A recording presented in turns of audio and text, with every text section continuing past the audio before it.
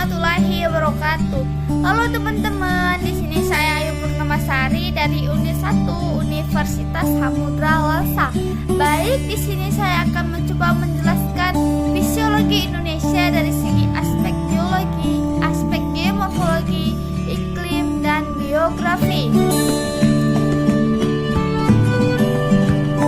Yang pertama itu dari aspek geologi.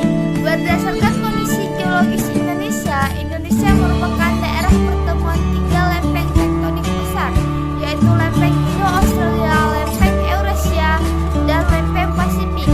Lempeng Indo-Australia bertumbukan dengan lempeng Eurasia di lepas pantai Sumatera, Jawa, dan Nusa Tenggara. Kemudian lempeng Pasifik bertumbukan dengan lempeng Eurasia di antara Papua dan Maluku. Baik, di sini ada dampak positif dan negatif dari kondisi geologis Indonesia.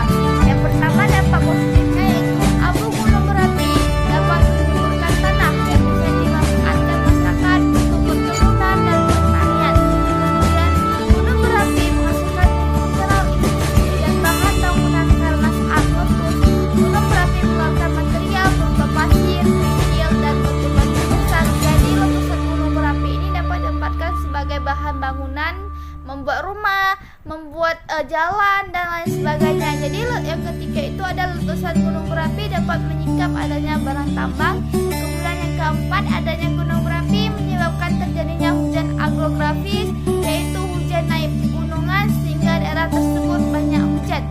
Kemudian yang kelima, dimanfaatkan untuk usaha kehutanan, perkebunan, dan pariwisata. Baik, langsung saja ke dampak positif, dampak negatifnya. Yang selanjutnya, Indonesia sering mengalami bencana gempa bumi. Habis itu yang kedua, ini Indonesia yang sering mengalami gempa bumi itu terutama itu di pulau-pulau sepanjang benua lempeng seperti Sumatera, Jawa, Nusa Tenggara, Maluku, dan Sulawesi. Gempa yang terjadi di Indonesia itu gempa tektonik dari gempa vulkanik, yaitu gempa terjadi karena adanya aktivitas gunung berapi. Yang kedua itu Indonesia rentan bencana tsunami. Indonesia rentan bencana tsunami itu karena guncangan akibat gempa bumi yang membuat gerakan tanah dasar laut menimbulkan gelombang tsunami. Kemudian yang ketiga, Indonesia rawan letusan gunung berapi. Indonesia rawan letusan gunung berapi, yaitu lubang kepun dan gunung berapi atau rekahan dalam kerak bumi dapat meluapkan cairan magma, gas, atau cairan lain ke permukaan bumi yang berbahaya bagi jiwa penduduknya. Jadi, dampak negatif itu sangat berbahaya bagi jiwa penduduk karena dia mampu meluapkan gas atau cairan panas dari letusan gunung berapi. Kemudian di sini ada aspek geomorfologi. Aspek geomorfologi itu terdiri dari morfologi, morfogenesis, morfokronologi, dan morforasmen. Menurut Van Jayden tahun 1995, morfologi mendeskripsikan relief secara umum suatu daerah. Morfologi terdiri dari morfografi dan morfometri.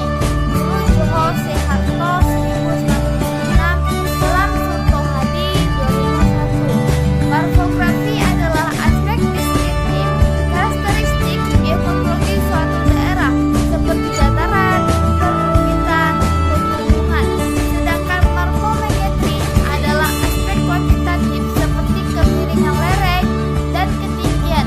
Selanjutnya, aspek morfologi menjadi sangat penting di antara aspek-aspek geomorfologi lainnya karena manusia berkesan pada suatu bentuk tertentu. Baik, kita lanjutkan ke aspek iklim.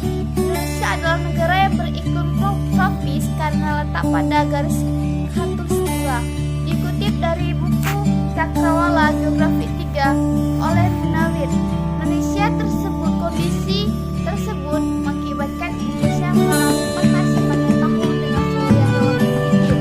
Wilayah Indonesia banyak penduduk kepulauan mengakibatkan Indonesia memiliki kelembaban udara yang cukup tinggi.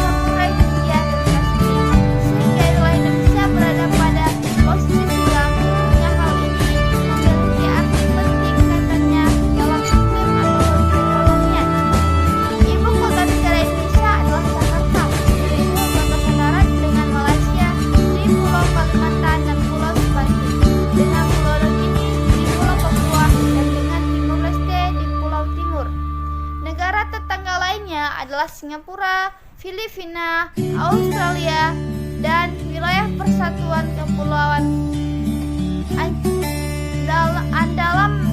Andaman dan Nicobar di India. Baik, di sini karena